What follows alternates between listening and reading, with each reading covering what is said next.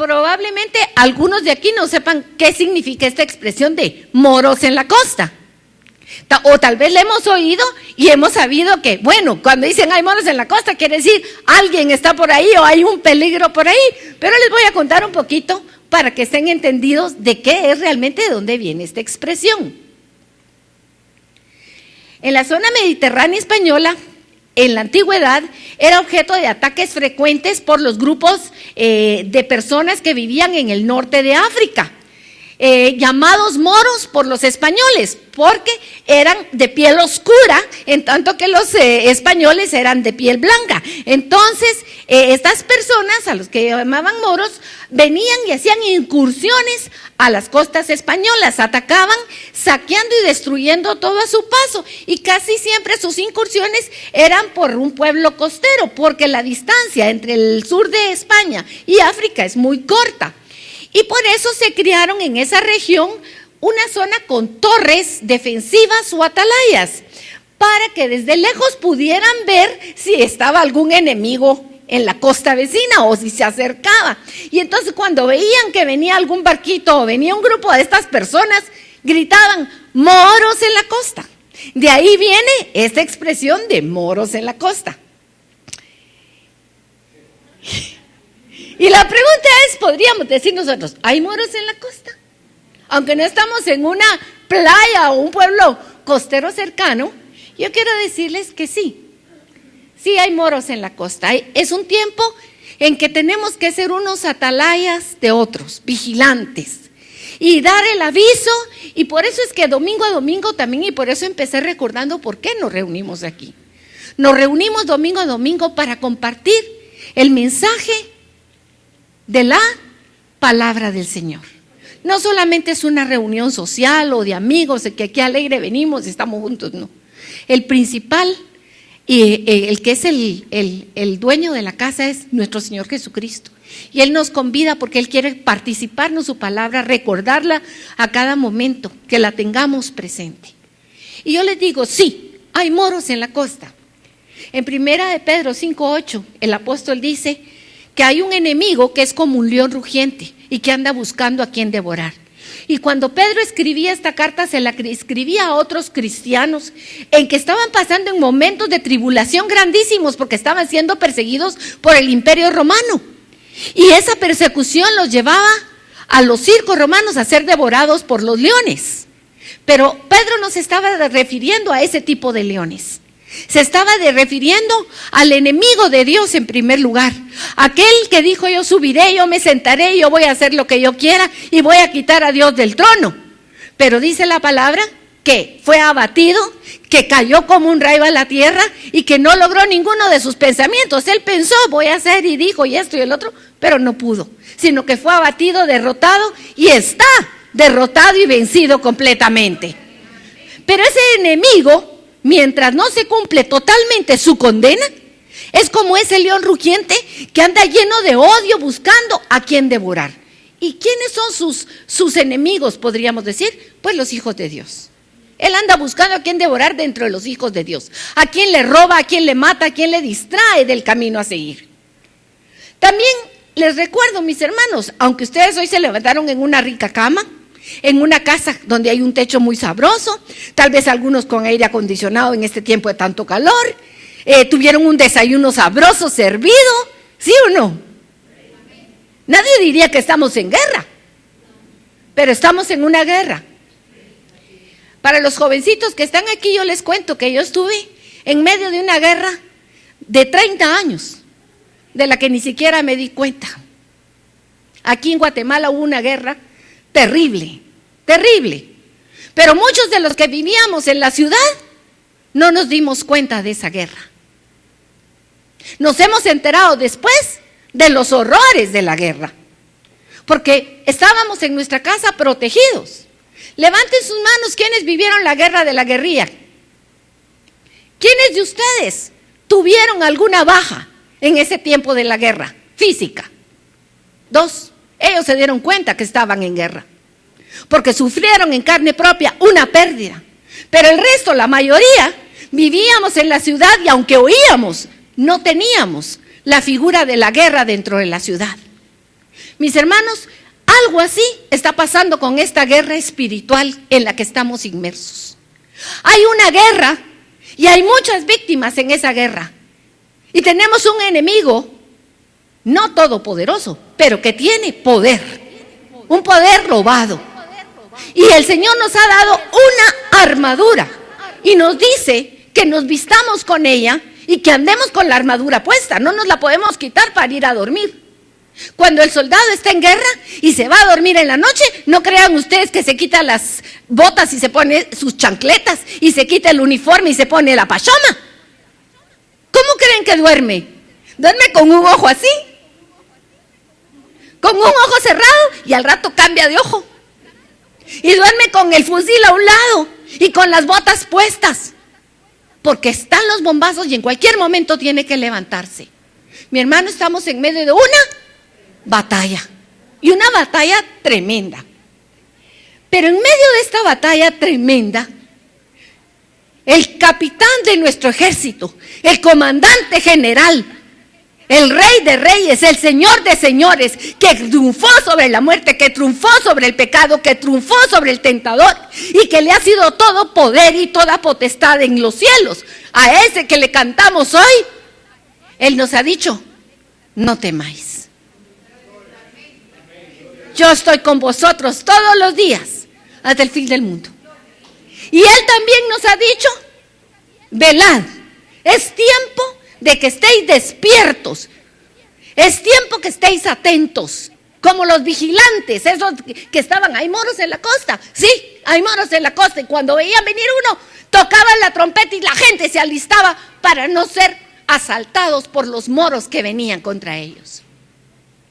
También nos ha dicho: orad, mantengan la comunión conmigo, escuchen mi voz. Orar es eso, estar atentos a la voz del Señor, oír su voz y saber qué quiere Él para nosotros. Así que, mis hermanos, el tema de hoy es un tema de alerta, es un tema de recordatorio, que aunque nuestro Rey y Señor venció y ya le ha sido dado poder y autoridad sobre todas las cosas, hay un tiempo entre que se fue y volverá. Y en ese tiempo tenemos que estar chispudos. Se busca patojo chispudo o patoja chispuda, dice el Señor. ¿Quién es patojo chispudo? Amén. Todos, amén. Gloria a Dios. Y vamos a irnos para ver una historia del Antiguo Testamento. La palabra de Dios es nuestra espada. Nuestra palabra, la palabra de Dios también es nuestro pan, es nuestro alimento, es la fuente de nuestra vida. Y la palabra de Dios en 2 Timoteo 3:16 nos dice, voy a usar una versión diferente hoy de la Reina Valera. Vamos a ver algunas citas que ya conocemos desde otra perspectiva. Y dice: toda la escritura, toda la escritura es inspirada ¿por quién? ¿Y es útil para qué? Para enseñarnos. ¿Para enseñarnos qué cosa dice este texto? Lo que es verdad. La palabra de Dios dice, toda ella es inspirada por Él. No hay una página aquí o un párrafo que Dios no haya puesto ahí. Aún aquellos párrafos o aquellos versículos que nos parecen a nosotros que no tienen nada que ver en la palabra de Dios, Dios permitió que estén ahí. Y es un milagro que tengamos el día de hoy una Biblia, porque Él quiso asegurarse que nosotros conociéramos la verdad. Es útil para enseñarnos la verdad y para hacernos ver, ¿qué otra cosa? Lo que está mal en nuestra vida. Nos corrige cuando estamos equivocados y nos enseña a hacer lo correcto. Dios la usa para preparar y capacitar a su pueblo. A mí que soy su pueblo, a mí que soy su hija. Es para mí la palabra de Dios, es para ti que estás ahí, para prepararte y capacitarte. ¿Para qué? Para que hagamos toda obra buena. Me gustó mucho esta versión. Cambia un poco de la que siempre hemos escuchado, pero nos esclarece y nos da una amplitud al oír esta palabra. Y nos vamos a ir a Josué en el Antiguo Testamento con esto que toda la palabra es del Señor para enseñarnos la verdad, a ver una historia que está de una batalla tremenda que tenía que librar el pueblo de Dios. Dios sacó con mano poderosa al pueblo de Israel de Egipto. Lo hizo atravesar el Mar Rojo. Lo llevó a través del desierto y les dio en un desierto que no había nada, les dio de tomar agua, les dio de beber, les dio comida constantemente, todas las mañanas había comida. Y los hizo caminar por 40 años, no porque el desierto tenían que caminar 40 años, sino porque ellos no fueron y no estaban listos para tomar la tierra en el momento que era su tiempo, no la pudieron tomar porque no tuvieron fe. Y entonces se quedaron 40 años. Pero no veamos esos 40 años como un castigo. Se quedaron 40 años que tuvo que pasar el Señor preparando el corazón de aquellos hombres y mujeres para preparar a la generación que iba a conquistar la tierra prometida. Y este mismo Dios introdujo a la siguiente generación en la tierra prometida. Pero todo este viaje se caracterizó porque el Señor hablaba directamente con el pueblo a través de un líder que Él levantó. Dios quería haber hablado con todo el pueblo, pero el pueblo dijo, no vayamos todos, que solo vaya Moisés. Entonces Moisés empezó a comunicar directamente con el pueblo de todo lo que Dios le decía. Y luego el que le sucedió fue Josué. Y esta historia se desarrolla cuando ya el pueblo está en la tierra prometida, pero todavía no es de ellos. Están preparándose para empezar la conquista de la tierra prometida. Una nueva generación va a entrar. Y lo primero que vemos en el capítulo 6, en el capítulo 5, es que Dios pide que esta nueva generación se circuncide. Y que antes de la batalla tienen que ser circuncidados, pero ya tienen enfrente al enemigo. Mis hermanos, esta es una primera enseñanza para nosotros. La circuncisión de la carne, que era el pacto entre Dios con Abraham, ya no es el pacto para con nosotros. Nosotros tenemos un pacto mucho mejor que el pacto de Abraham, porque tenemos la sangre del Cordero de Dios, que es el que firmó por nosotros delante del Padre. Su sangre es el pacto, ¿sí? Pero aquí habla de que si nosotros aceptamos ese pacto, también tenemos que ser circuncidados en el corazón. Y así les pedía a este pueblo que tenían que estar circuncidados. Y una vez circuncidados, que estuvieron listos, Josué tiene una aparición en el capítulo 5. Y es que hay un varón vestido como soldado que se le presenta, y Josué está indeciso. ¿Quién será este guerrero que tengo enfrente? ¿Será que es guerrero de los nuestros o será del bando opuesto? Y le pregunta, ¿de quién eres tú? ¿Eres de aquel bando o eres de nuestro bando en medio de esta batalla? Y el ángel, porque era el ángel del Señor, le responde, no soy ni de aquellos ni el tuyo. Yo soy el comandante del ejército de los cielos.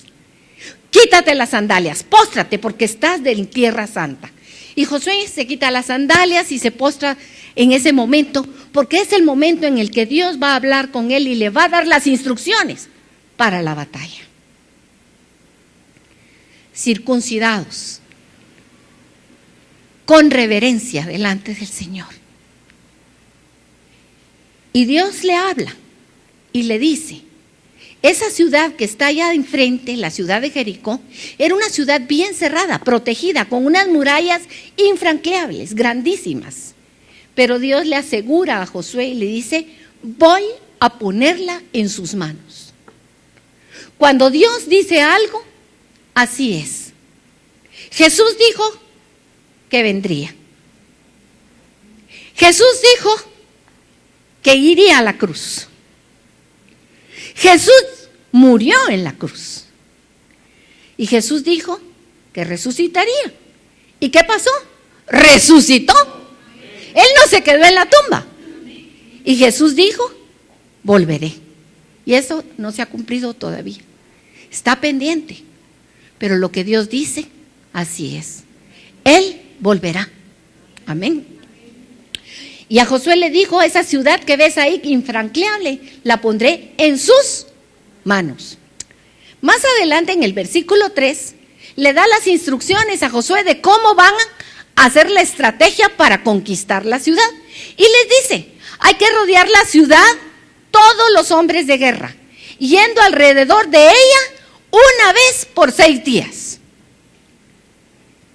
Y luego le dice, 7 sacerdotes van a ir al frente con 7 trompetas de cuerno de carnero.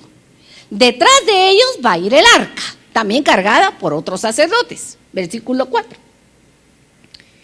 Y en el 7º día, cuando hayan terminado de dar 6 días, una vuelta todos los días, el 7º día van a dar en lugar de una, 7 vueltas. ¿Cuántas tenían que dar? 7 vueltas. Y luego van a tocar las trompetas, pero va a ser un toque prolongado de trompetas o de los cuernos, y entonces todo el ejército va a gritar a todo pulmón. Miren, yo cuando a veces nos oigo que nos dicen griten, dicen ¡guau! Eso no es un grito, hay gritos de gritos, ¿verdad?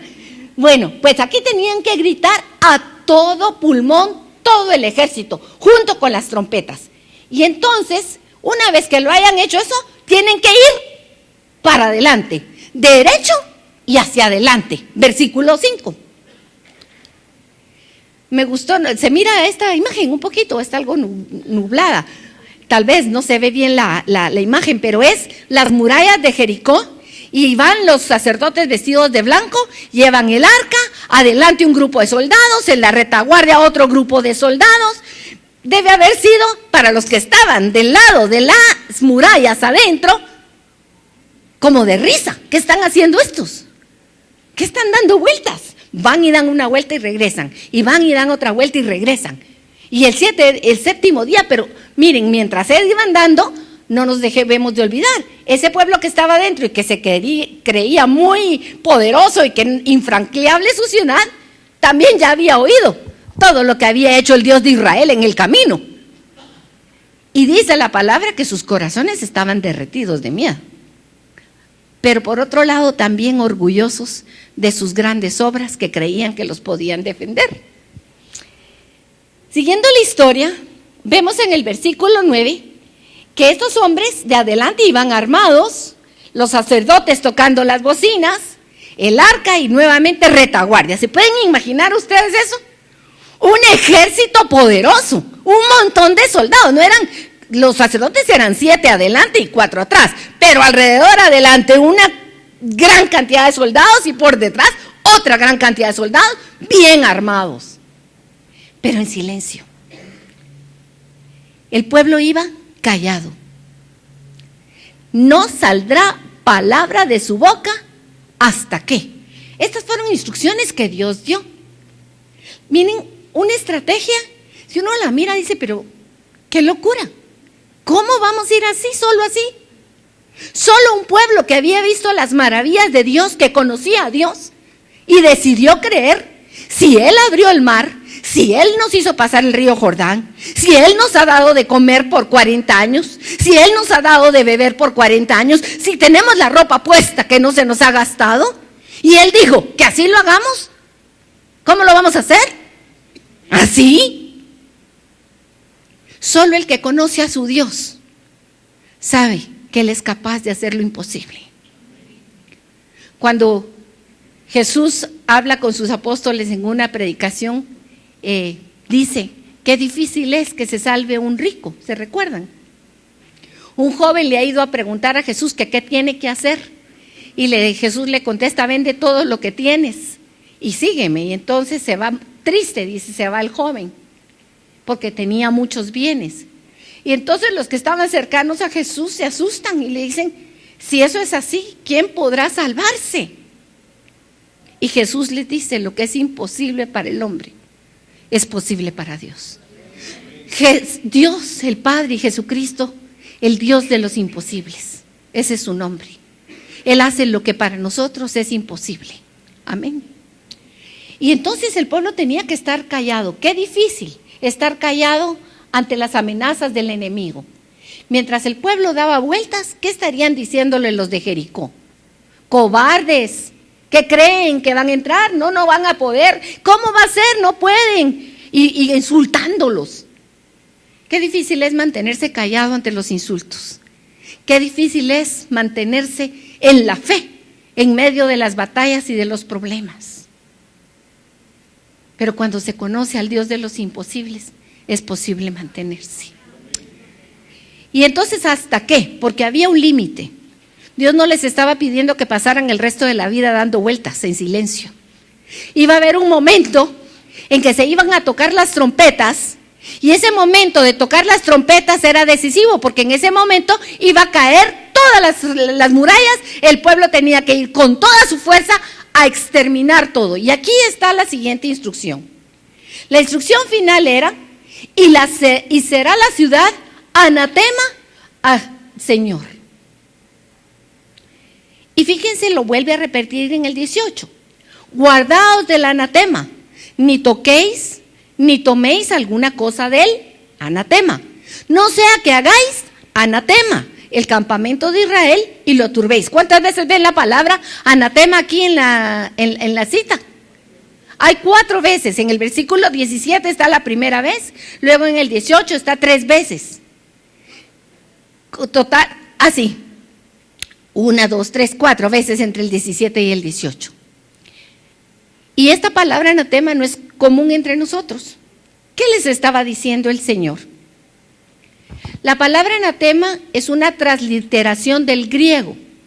En el original, en el hebreo, la palabra es kerem o jerem. Y el significado de esta palabra es de algo que está dedicado a Dios. Mi hermano, usted que está aquí sentado, usted es anatema. ¿Sabía usted eso? Usted es kerem. Usted ha sido apartado para Dios. Usted ya no es su dueño desde el día que usted le dijo sí a Jesús y usted fue comprado con su sangre. Usted no se pertenece, le pertenece a Dios. Usted ha sido apartado, dice, ha sido dedicado para Él, para su servicio. Y ahí pone como ejemplo, los sacrificios eran apartados para Dios. Pero también anatema era aquello que se había apartado para la destrucción, como en el caso de un ídolo o podía ser en el caso de una ciudad. En este caso Jericó Dios dijo, esta primera ciudad que van a conquistar, la van a destruir totalmente. No tiene que quedar nada ahí. Las cosas de hierro, de bronce, de metal, las van a apartar, las van a traer al tabernáculo y las van a dedicar al servicio del Señor. Pero todo lo demás que está entre la ciudad tiene que ser arrasado. Tienen que acabar con todos los habitantes, adultos, mujeres, hombres, niños. Miren, desde la perspectiva de nosotros como seres humanos nos cuesta entender este pasaje. Pero no estaban ellos en un tiempo de paz. Era una cuestión de guerra y de sobrevivencia. ¿Quién tenía que vencer? El pueblo de Dios. Y para vencer tenían que hacer al dedillo las instrucciones de Jesucristo. Así como nosotros, si queremos vencer y lograr esa batalla que ya fue ganada por el Señor y que sea nuestra, tenemos que mantenernos en la obediencia a lo que el Señor nos dice cada día. Porque no es solo una cuestión de leer lo que pasó y lo que Él dijo en el pasado. El Señor habla hoy a mi corazón cuando yo me relaciono con Él. Él me dice cada día lo que sí y lo que no para mi vida. Amén. La Nueva Traducción Viviente en el capítulo 7, versículo 1, lee así. Si ustedes tienen otra, la pueden comparar, otra versión. Dice, sin embargo. A ese sin embargo es muy importante. Porque habla de que aunque recibieron todas las instrucciones de Dios, no hicieron como debían haber hecho. Algo no hicieron bien. Dice, sin embargo, Israel desobedeció las instrucciones sobre lo que debía ser apartado para el Señor. Hicieron caso en dar las 6 vueltas. Hicieron caso en llevar las trompetas. Hicieron caso en llevar el arca del Señor. Hicieron caso en ir callados. Hicieron caso el séptimo día de dar las 7 vueltas. Hasta ahí todo iba bien. Pero ¿qué pasó? Dice, desobedeció las instrucciones sobre lo que el Señor sobre lo que debía ser apartado para el Señor. Y explica, un hombre llamado Acán había robado algunas de esas cosas consagradas. Así que el Señor estaba, ¿cómo? Muy enojado. ¿Con quién? Uno pensaría, pero ¿y por qué con todos? Si el que lo hizo fue Acán. El que tenía que haber estado enojado era con Acán. Pero aquí habla de Israel, de un pueblo. Jesús vino por mí en lo personal, sí. Pero vino también por mí como parte de su cuerpo. El cuerpo no soy yo solo. El cuerpo está conformado por muchas partes, dice su palabra. Y cada uno somos valiosos dentro de ese cuerpo. Y cuando uno de los miembros del cuerpo está herido, cuando a usted le machucan la uña del pie, ¿qué le duele? Solo la uña del pie, no, le duele todo, no puede caminar, no se puede mover con libertad. Cuando usted se lastima el ojo, todo su cuerpo sufre. Cuando usted tiene un diente, que nos diga Julito, a ver si lo deja dormir alguien, que tiene un dolor de diente en la noche, lo despierta a la medianoche para decirle, ¿qué me pongo? ¿Qué hago? Una sola parte del cuerpo que sufre todo el cuerpo. Así estaba Israel. Uno hizo lo que no debía. Uno desobedeció. Todo el cuerpo sufrió. Dios estaba muy enojado con los israelitas. Y luego dice, Acán era hijo de Carmi, un descendiente de Zimri, hijo de Sera, de la tribu de Judá. Y a mí me llama la atención cuando hay cosas así como tan detalladas en la palabra de Dios. No importa usted de quién sea descendiente. El pecado está a la puerta de todos, acechando, queriendo ver a quién mata. Y esto se esperaba. De la tribu de Judá vino Jesús. Pero también de la tribu de Judá vino este traidor. Las consecuencias del pecado para la vida son tremendas, mis hermanos. Cuando alguien peca, uno puede decir, por ejemplo, ahora vemos el pecado del aborto. Las mujeres que están en esa lucha porque se aprueben los abortos dicen, es mi cuerpo, yo puedo hacer lo que me dé la gana. Pero aunque es su cuerpo, no puede hacer lo que es la gana, porque adentro de ella hay una nueva vida que no es su cuerpo. Daña a ella y daña al bebé que está con ella, pero nos daña a toda la humanidad. El pecado no solo me afecta a mí, afecta a los que están cercanos a mí y a los que están más allá, las consecuencias.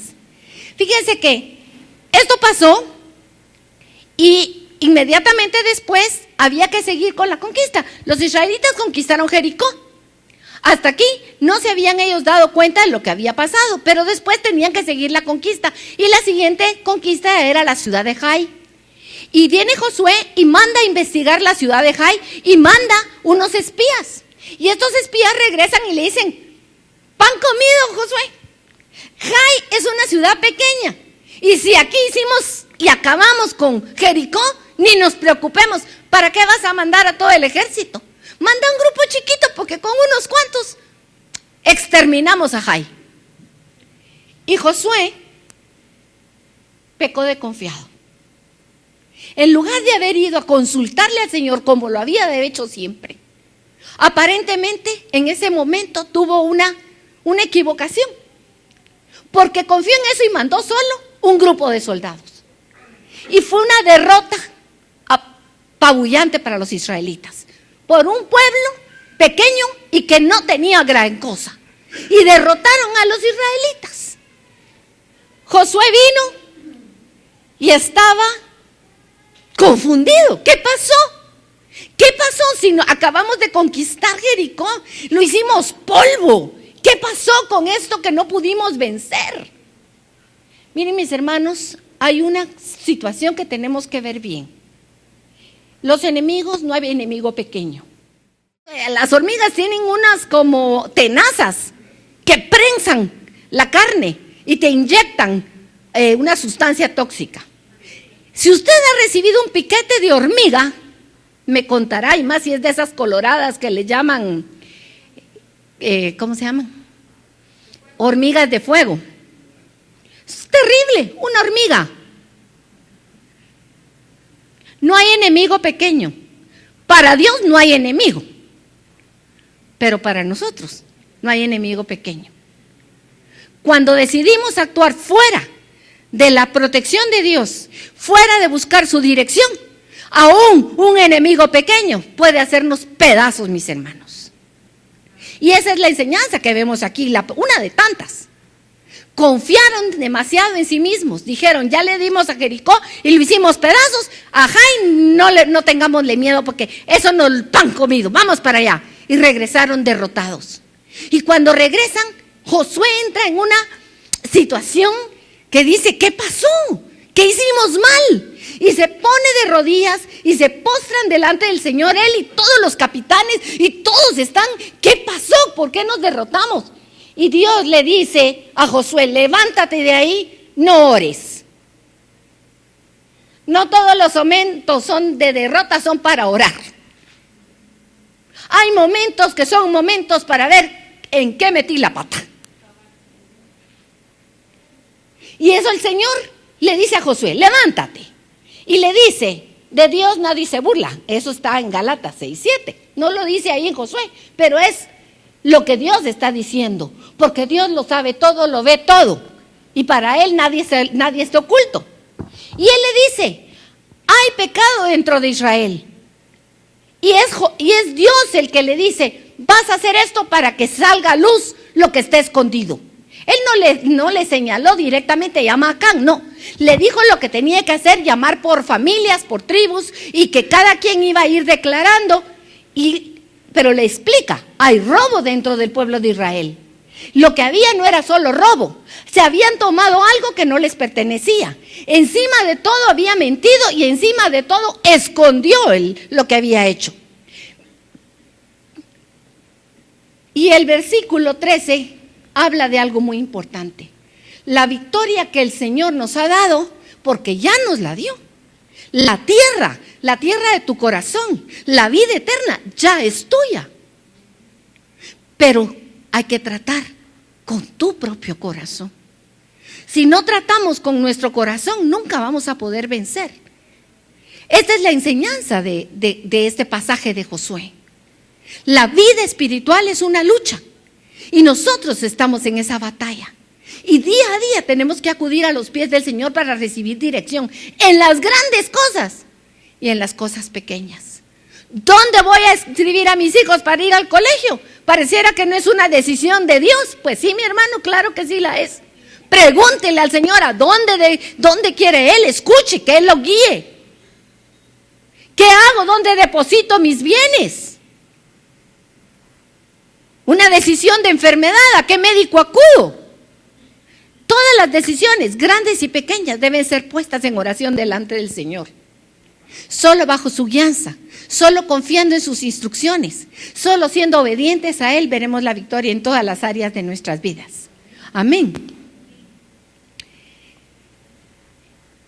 Cuando se descubre el asunto, en Josué 7:21, encontramos ya al ofensor, que era Acán, que ya fue descubierto. No fue que él dijo, aquí estoy, yo fui, me arrepiento, perdónenme. No, hasta que lo encontraron con las manos en la masa. Entonces él explica y dice, miren lo que dice Acán: entre el botín vi un hermoso manto de Babilonia, 200 monedas de plata y una barra de oro. ¿Cuántas cosas fue las que vio? A ver, repitamos, ¿qué fue lo que vio? Un hermoso manto de Babilonia. ¿Cuántas monedas? 200 monedas ¿de qué? De plata. Y una barra de oro, que pesaba más de medio kilo. Ahora, miren cómo lo pone esta versión. Me gustó tanto porque nos ayuda a entender nuestro propio corazón. Los deseaba tanto que los tomé. Está todo enterrado debajo de mi carpa. La plata la enterré aún más profundo que el resto de las cosas. El fin de la historia es que Acán y su familia fueron condenados a muerte y fueron destruidos, y se quitó el pecado del pueblo de Israel y siguieron ganando y teniendo victorias. Pero esta historia del pasado es una historia para el presente. Toda la Escritura es inspirada por Dios y nos sirve para enseñarnos la verdad, para corregir lo que está mal en nuestras vidas. ¿Se recuerdan? Esto no es solo una historia para pensar qué pasó, es la historia que puede pasarme a mí y que puede ser parte de mi vida, y el Señor quiere que considere su palabra en todo. Primera de Juan hace una advertencia, ya como a los creyentes: no amen este mundo ni las cosas que les ofrece, porque cuando aman al mundo no tienen el amor del Padre en ustedes, pues el mundo solo ofrece un intenso deseo por el placer físico, un deseo insaciable por todo lo que vemos y el orgullo de nuestros logros y posesiones. Nada de eso proviene del Padre, sino que proviene del mundo. Miren lo que ofrece el mundo. El mundo ofrece, ¿qué dice? Un intenso deseo por el placer físico. Comer, beber, dormir, sexo, todo lo que a mi carne le agrade. Eso es lo que ofrece el mundo.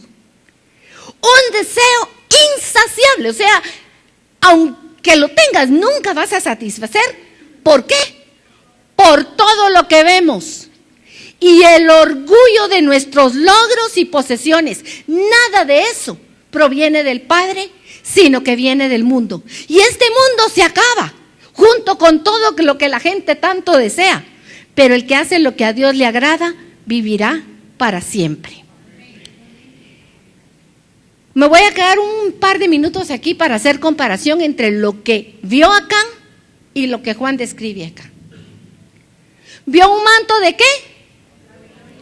Un precioso manto, también se le llama el manto de Shinar.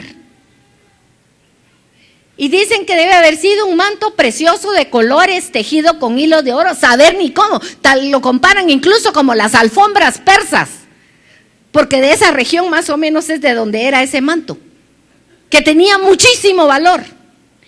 Pero espiritualmente, ¿qué habla un manto? Cobertura, dignidad. ¿Quiénes son los que se ponen mantos? Los reyes. Acuérdense a Jesús, ¿qué le hicieron con su manto? Primero se lo quitaron y después le pusieron un manto púrpura y se burlaron de él como rey. El manto habla de cobertura. ¿De quién es mi cabeza? ¿De quién es el que me cubre? ¿Quién es el que me cuida? ¿De quién dependo? Habla de la dignidad que tengo como persona. Si no tengo manto, hay quienes en Israel dicen no tenían ni manto porque hasta eso empeñaron con los prestamistas en un momento. El manto habla de soberanía sobre mi vida. 3 preguntas.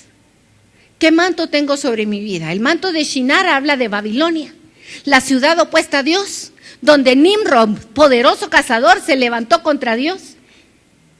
Y dijeron en Babel: vamos a subir al cielo. Hasta hay una canción para subir al cielo. Se necesita una escalera grande y una escalera chiquita. ¿Se recuerdan?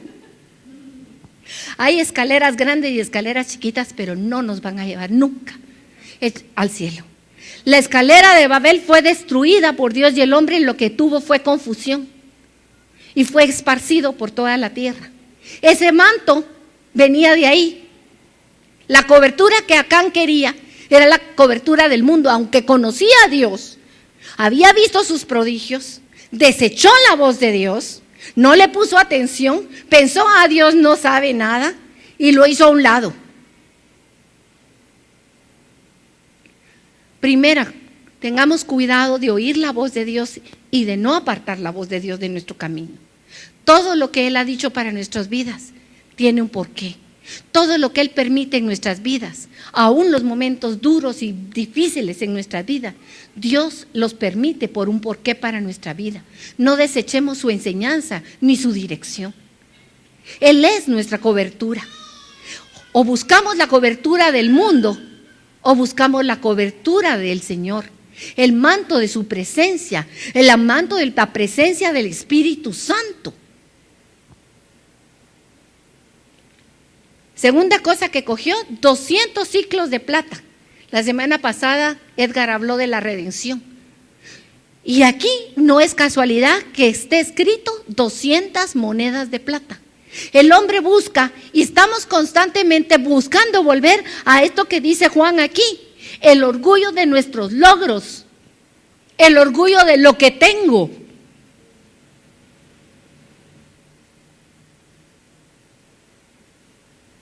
$200 ciclos de plata habla de eso, del orgullo de que yo soy alguien y que yo puedo hacer algo. Y el orgullo y la provisión, el lingote de oro, porque el tener te hace a ti capaz. Cuando una persona no tiene dinero, cuando una persona no tiene bienes, siempre se siente en una posición de desventaja. Pero el que no tiene bienes de este mundo, pero tiene al Señor, sabe quién es el dueño del oro y la plata. Y el que tiene muchos bienes, pero también tiene al Señor del oro y la plata, sabe de quién es el oro y la plata que él tiene. Y le pregunta cómo usarlos. Mis hermanos, la reflexión del día de hoy no es una reflexión de hace 3,000 años, tal vez, o un poco más allá, cuando sucedió este suceso de Acán. El corazón de Acán está adentro de nosotros. En muchas partes de la palabra de Dios encontramos que el corazón es algo engañoso, perverso y que no tiene arreglo, dice Jeremías. Pero Jesús vino a darnos un nuevo corazón. Un nuevo corazón de carne, a quitar el corazón de piedra, la dureza de recibir la ternura del amor de Dios. Y esta palabra es esa palabra de hay moros en la costa. Hay alguien que quiere robarnos la paz, que quiere robarnos la dignidad de hijos de Dios, que quiere ponernos la mirada en lo que no es del Señor. Y yo les digo, y no lo digo yo, lo dice la palabra del Señor. Jesucristo vino y nació como Él dijo que lo haría, de una virgen. Él es la promesa del Padre de que venía a aplastar la cabeza de aquel enemigo de Dios. Y cumplió. Y vino y vivió una vida perfecta que ni tú ni yo podemos vivir. Pero Cristo la vivió por cada uno de nosotros. Cristo Jesús vivió una vida perfecta como niño, vivió una vida perfecta como joven, vivió una vida perfecta como adulto, la vida que ni tú ni yo podremos jamás vivir. Cristo murió por ti y por mí la muerte que nos tocaba morir. Pero Él murió en nuestro lugar y pagó el precio de la redención. Sus logros y sus posesiones es nuestro. Y de eso es de lo que nos debemos de enorgullecer. De la cruz de Cristo, de su obra en la cruz a favor nuestro, del perdón que consiguió para nuestros pecados, del cumplimiento de la obra completa en Jesucristo para honrar al Padre. Y resucitó, la muerte no pudo con Él, porque cuando llegó y la muerte lo quiso retener, Él dice, vino a deshacer todas las obras del diablo y a recuperar lo que se había perdido. Se había perdido la mayordomía sobre todo lo criado, pero Jesucristo vino y lo recuperó y se lo fue a poner a los pies al Padre. Jesús no está muerto, Jesús está vivo y vive para siempre. Y esa victoria la consiguió para todos los que creemos en Él.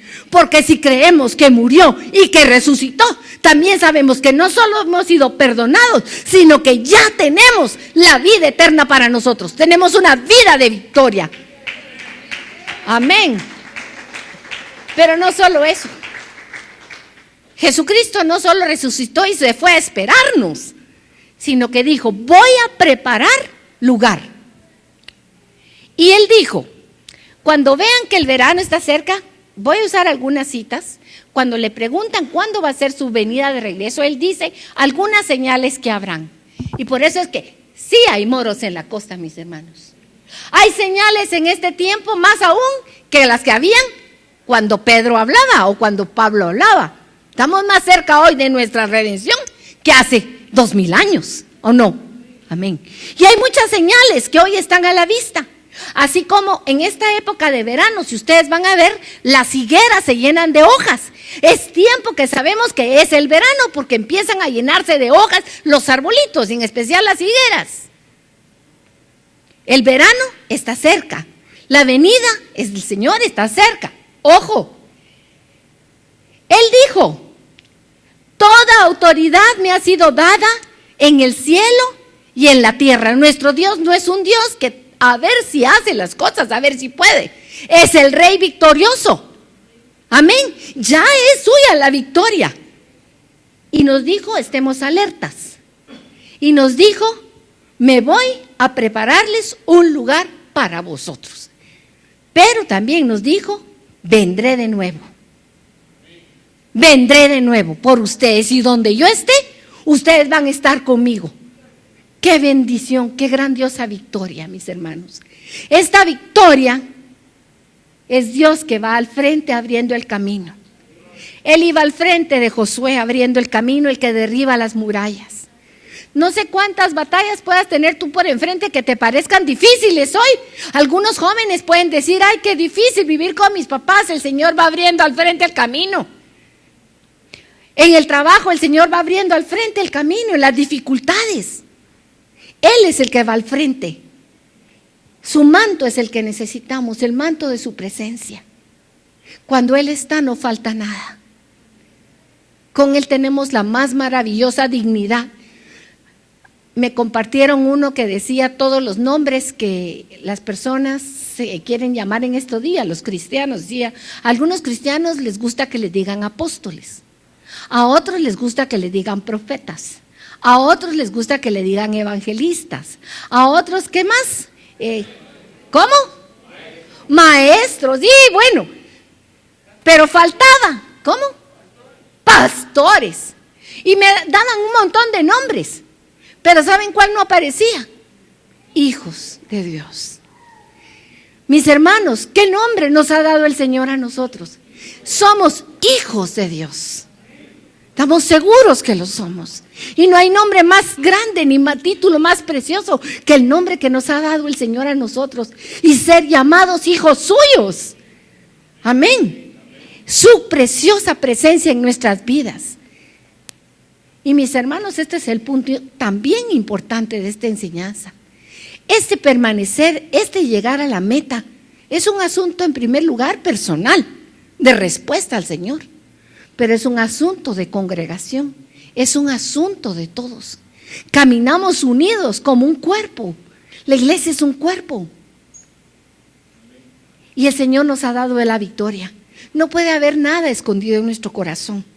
Mis hermanos, no tenemos necesidad de esconder nada del Señor, porque el Señor dejó su sangre preciosa para que cuando caigamos en cuenta que hemos fallado y que le hemos desobedecido en alguna circunstancia, hoy nosotros tenemos la gracia para poder llegar a sus pies y decirle, perdóname, Señor, me equivoqué, tomé lo que no es mío, perdóname, aquí está, lo rindo a tus pies, límpiame de esta ignominia.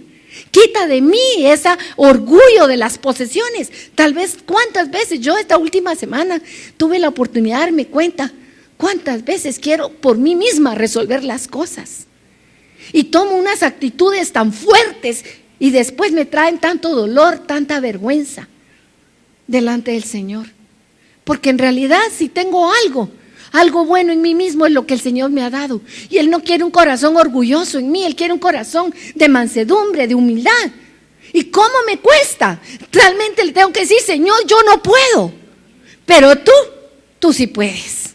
Lo que es imposible para mí es posible para Él, para el Todopoderoso. Y yo estoy segura que Él cambia mi corazón. Cada vez que puedo ir con Él y confesar mi debilidad, mi inutilidad, Él viene y hace en mí lo que es imposible.